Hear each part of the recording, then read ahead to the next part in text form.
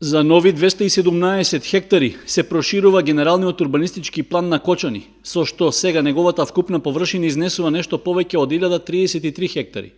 На седницата, што беше експресно свикана, членовите на Советот на општината добија детални објаснувања за потребите од донесување на планскиот документ и измените и дополнувањата што ќе бидат направени со него. Беше речено дека поради решавање на одредени прашања пред се од сообраќајната инфраструктура што требало да се усогласат со Министерството за транспорт и врски, дошло до известно пролонгирање на усвојувањето на планот, кој се однесува на периодот од 2013 до 2023 година. Во однос на претходниот генерален урбанистички план, кој што беше донесен со одлука во 1999 година, на графичкиот прилог кој што е изложен овде можете да ги видите проширувањата означени доле со некоја жолтеникава боја.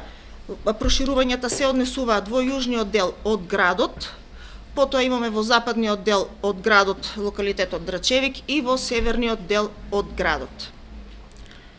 Генерално во овие проширувања, во северниот дел остануваат сонамени домувања. Во западниот дел проширувањето кое што представува проширување до раскрсницата кон патот кон Пониква, имаме намена индустрија и домување, и во јужниот дел од проширувањата имаме главна намена индустрија и намени кои што се инфраструктура, односно железничка станица, коридорна железничка станица, потоа големи трговски единици, хотелски комплекси.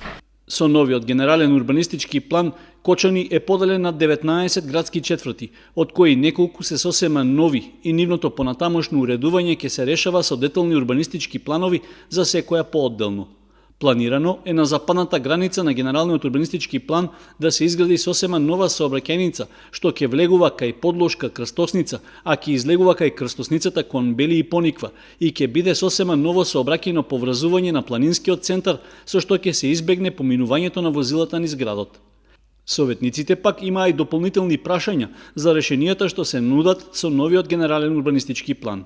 Ме интересира дали има можност, подоцна со промена на деталниот урбанистички план да се е планирано да нов градски парк кој што реално Кочани како град има мал градски парк, во кој градски четврт би бил планирано тоа и како можност за поголемо место каде би можеле граѓаните на општина Кочани да едноставно уживаат во ова место. Во врска со транспортниот центар, бидејќи доле имаме поставено железничка станица, пругата се преместува доле, меѓутоа во моментот останува и на актуелното место.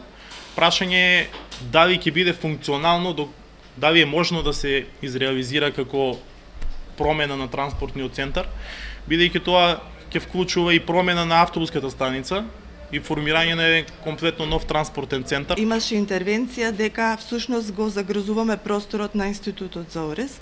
Сега не знам како, а вие ќе ми образложите во поглед на тоа. И секако, како и другите колеги што праша, јас неколку пати разговарав со градоначалникот за нашиот плоштад. Сега, кога имавме поднесена одлука за проширување на опветот, видов дека овој дел е всушност паркинг простор, па мене лично ме интересира Кочани каде ќе има плоштад. Ме интересира дали овој генерален урбанистички план нуди решенија на образовните институции, односно дали нуди можност за градење на еден средношколски училишен центар. Именно ние се соочуваме со проблеми од аспект дека учениците бегаат во други градови каде што има интернати. Кочани е град каде што нема интернат и бројот на ученици драстично се намалува од година. Од општинската администрација рекоа дека при изготвувањето на генералниот урбанистички план се размислувало за поголем дел од овие прашања, а дел од нив ќе се решаваат и со деталните урбанистички планови за секоја градска четврт. Со овој генерален урбанистички план, намената за парковско зеленило се предвидува на постојниот локалитет Лукубија.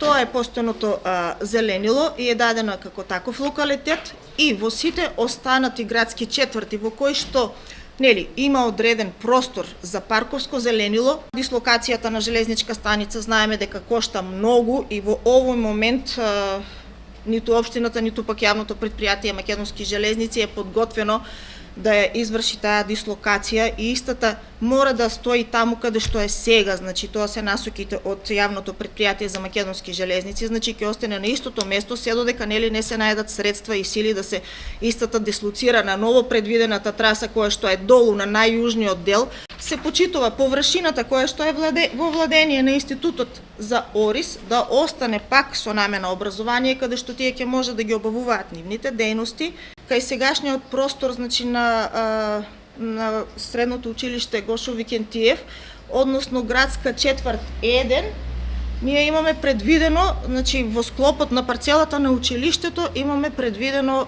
интернат. По објаснувањето од стручните служби во локалната самоуправа, Советот на општината едногласно го усвои новиот генерален урбанистички план на Кочани.